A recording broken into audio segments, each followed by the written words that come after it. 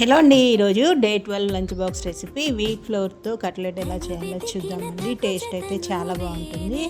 ఈరోజు లంచ్లోకి కట్లెట్తో పాటు యాపిల్ కూడా పెట్టేశానండి. సో ప్రాసెస్ ఏంటో చూసేద్దాం, వచ్చేయండి. ఫస్ట్ అయితే ఒక మిక్సింగ్ బౌల్ తీసుకొని 2 కప్స్ వీట్ ఫ్లోర్ని తీసుకొని అందులోనే ఒక హాఫ్ టీ స్పూన్ వాము, half teaspoon kasuri methi, రుచికి సరిపడినంత సాల్ట్ వేసుకొని కొంచెం కొంచెంగా వాటర్ వేసుకుంటూ పిండిని సాఫ్ట్గా కలుపుకొని ఒక 10 to 15 మినిట్స్ అలా పక్కన పెట్టేసుకోవాలండి. ఈలోగా స్టఫ్ని రెడీ చేసుకుందాం. ఒక ప్యాన్ పెట్టుకొని ఒక 1 టేబుల్ స్పూన్ ఆయిల్ వేసుకొని అందులోనే జీరా, కరివేపాకు వేసుకొని వేయించుకోవాలి. అవి కొంచెం వేగిన తర్వాత కట్ చేసి పెట్టుకున్న ఉల్లిపాయ ముక్కలు, క్యారెట్ ముక్కలు, క్యాబేజీ ముక్కలు, అలాగే బీన్స్, క్యాప్సికమ్ కూడా వేసుకొని ఒకసారి అలా మిక్స్ చేసుకొని మనం వేసుకున్న వెజ్జీస్కి సరిపడినంత సాల్ట్, అలాగే కొంచెం పసుపు వేసుకొని ఒకసారి అలా మిక్స్ చేసేసుకొని ఒక 3 to 5 మినిట్స్ అలా లో ఫ్లేమ్లో మూత పెట్టుకొని మగ్గించుకోవాలండి. మధ్య మధ్యలో మిక్స్ చేసుకుంటూ కుక్ చేసుకోవాలి.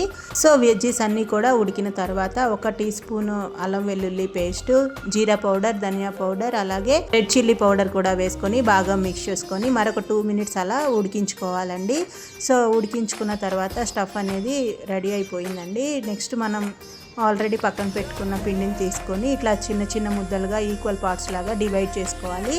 సో డివైడ్ చేసుకున్న బాల్స్ని కూడా ఇట్లా చపాతీ లాగా వీడియోలో చూపిస్తున్న విధంగా పామేసుకొని మనం రెడీ చేసి పెట్టుకున్న వెజ్ స్టఫ్ ఉంది కదండి, సో దాన్ని 2 స్పూన్స్ వేసుకొని చుట్టూ కూడాను ఎడ్జెస్ అన్నీ కూడా క్లోజ్ చేసుకోవాలండి. ఎటువంటి లీక్ అనేది లేకుండా చక్కగా వీడియోలో చూపిస్తున్న విధంగా క్లోజ్ చేసుకొని చిన్న కట్లెట్ లాగా చేసుకోవాలండి. హ్యాండ్తో ఇట్లా లైట్గా ప్రెస్ చేసుకుంటే మనకి కట్లెట్ అనేది రెడీ అయిపోతుందండి. సో మిగతావన్నీ కూడా సేమ్ అదే ప్రాసెస్లో చేసేసుకొని ఎక్కువ ఆయిల్ తీసుకొని ఫ్రై చేసుకోవాలండి. సో ఫ్రై కోసం ఒక ప్యాన్ తీసుకొని ఒక హాఫ్ కప్ వరకు ఆయిల్ యాడ్ చేసుకొని మనం రెడీ చేసుకున్న కట్లెట్ని వేయించుకోవాలండి. మంటను మీడియం ఫ్లేమ్లో పెట్టుకొని రెండు వైపులా కూడా గోల్డెన్ బ్రౌన్ వచ్చేంత వరకు ఫ్రై చేసుకొని తీసి పక్కన పెట్టేసుకోవాలండి.